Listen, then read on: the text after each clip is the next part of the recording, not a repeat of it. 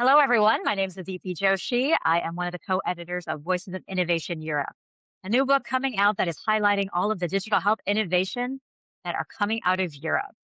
Copies come out in May. I am super excited to have one of our authors here today, Nicolas Waern, who is the CEO of Life Atlas, who's going to tell us a little bit about his project and his chapter. So welcome, Nicholas. Thank you so much. Great to be here.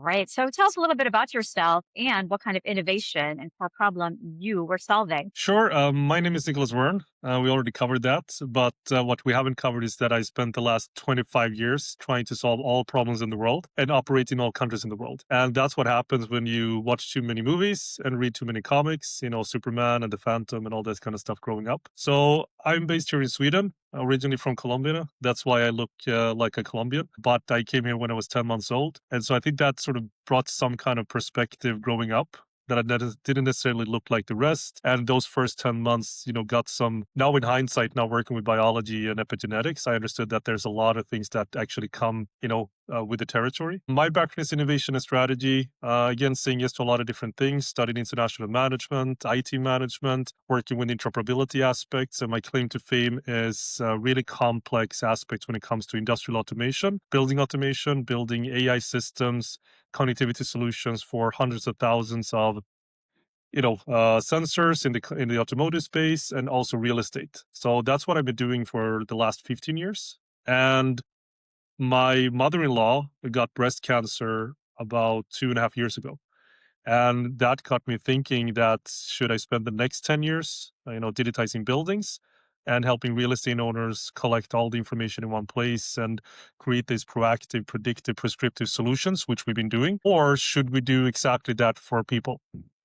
Right? Collect all the information in one place and work towards proactive, predictive, and prescriptive and personalized solutions instead of the problems that we have today in healthcare. So that's a little bit about my, I would say, origin story that I've been working with interoperability in a lot of different industries, including healthcare for also 10 to 15 years. But it's the classic, Britain's Got Talent, America's Got Talent, that you have this story that hits home pretty close to home. And that's how it started. So 1.5 years ago, I decided, start a company called Life Atlas. And the problem that we're solving is actually a big data problem in the sense that the data that does exist today in healthcare, it's flawed, it's fragmented, it's siloed, it's myopic, it's when people are sick. No one really today has a baseline of what normal looks like for them. For you, Aditi, for me, for basically anyone in the world.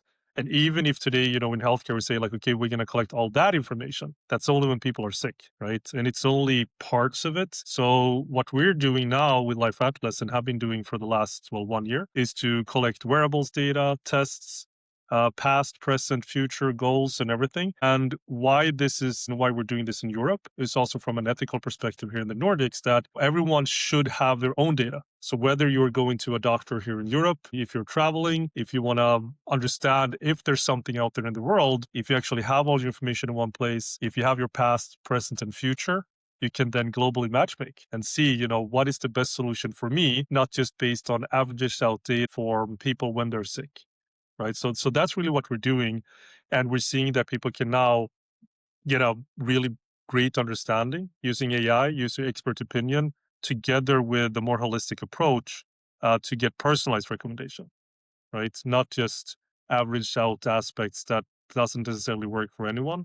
And we see that the big problem in healthcare that if you want to get to something new that someone hasn't seen before, it's 20 to 30 years of waiting. And most people that either have cancer, like my mother-in-law, that she had cancer, or whatever that might be, you don't have the time. So we're focusing right now on the longevity market because that's where people are paying a lot of money to get basically nowhere. And there's a big problem in that side where everyone's looking up to these gurus that seems to know everything about them, which might be true, but they have zero understanding about you. So it's a fundamental flaw that we're basing everything today based on what everyone else is doing. Whereas what we're believing in is that everything when it comes to precision, personalization has to come from every individual. And that every individual owns their own data, can share insights with the rest of the world, and we can actually level up as a species. So imagine if everyone in the world would have so-called digital twins of themselves. That's when we can in 1, 2 years, 3 years, 5 years, when AI is 100 times more competent, we actually have the data.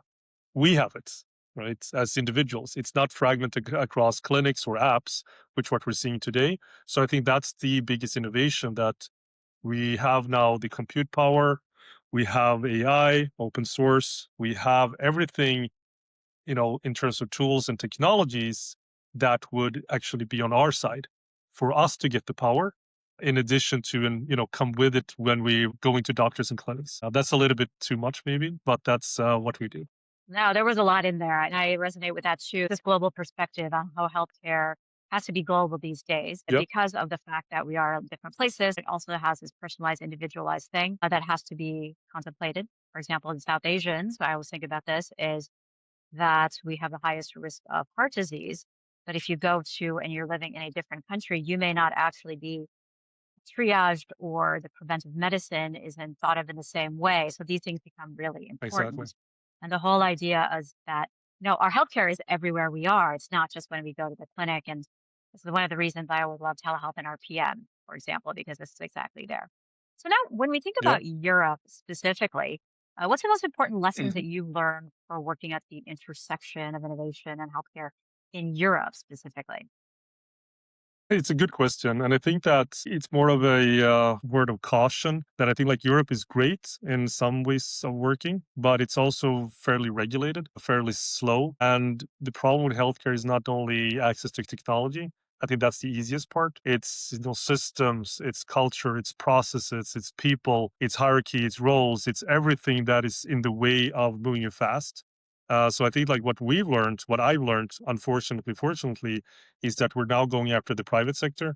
We're going after, individuals. We're going after where you can make decisions, want to make decisions really fast. And then at the same time, of course, lobbying, of course, understanding how personalized digital twins can be aligned with SNOMED, HIPAA, all this kind of stuff, the compliancy aspects, and working from there. So we recognize the speed or lack thereof, and also going after other areas. So we have discussions first in the US, in Southeast Asia, in Asia, as well as in the Middle East and also Latin America, just to see how we can move where the speed is. And that's where what we identified with the longevity space. And I would also say that in terms of Europe, longevity is behind when it comes to the US. But now there's a lot of spending and a lot of focus on decentralization, on edge native, a lot of compliancy, and it needs to support the AI Act. So that's both good and bad in terms of classic open cloud native black box AI. It's not here to stay. Whereas the rules and regulation, when it works in favor of for us, where we have traceability, explainability, personalized AI,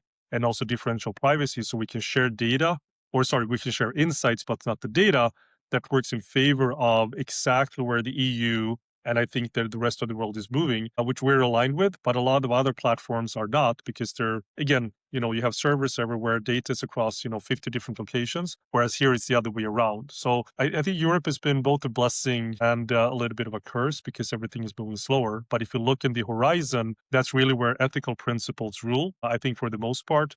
And also these AI Act that makes it troublesome if you don't know what we're doing. But again, I worked with industrial automation, critical infrastructure for so long, and we already implemented edge native systems and self-learning systems in buildings already. So we have that background, but that's really what we've been seeing. Yeah, so my background, I'm from the US and most of my work was in the US. And then I moved to Europe about 4 years ago. And I completely agree with you. It's a completely different method. But the interesting thing that I found from Europe, from what you're saying, also is that there's this ability, because it's regulated, to do things in a safe manner and they can take off. They don't just fall apart.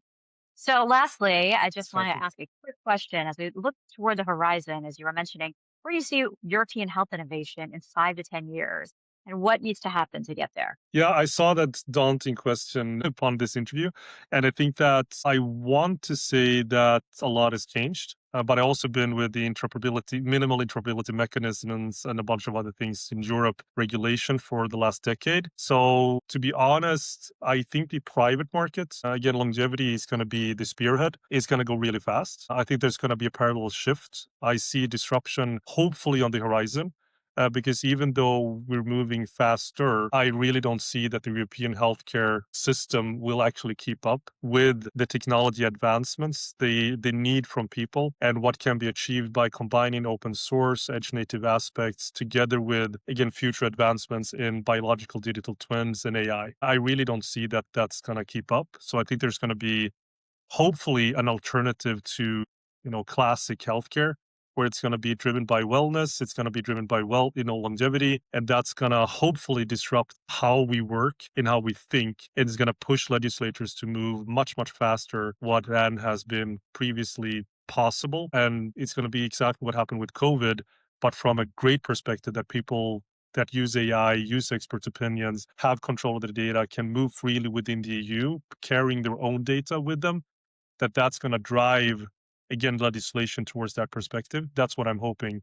So I see, again, two sides to it, and more of the longevity side pushing on, hopefully, and that's what's going to drive adoption and innovation.